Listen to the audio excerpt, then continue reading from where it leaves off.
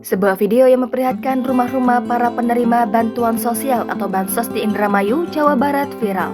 Pasalnya, rumah-rumah penerima Bansos tersebut sudah bagus dengan dinding tembok dan lantai keramik. Video penampakan rumah bagus tapi masih menerima bantuan sosial itu viral setelah diunggah akun Instagram @indramayuupdate pada Rabu 28 Desember kemarin. Dalam video itu, perekam menunjukkan sejumlah rumah yang mendapat bantuan sosial. Rumah-rumah yang dapat bantuan itu sudah memiliki dinding tembok dan dicat cantik.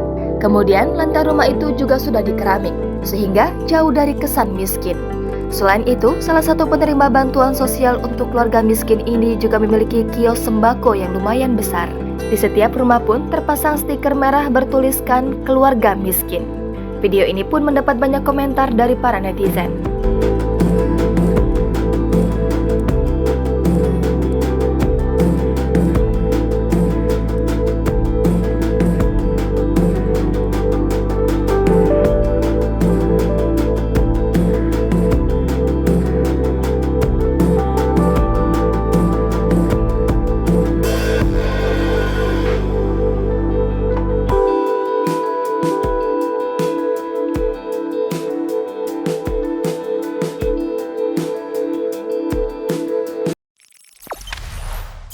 Jangan lupa subscribe, share, komen, dan like ya.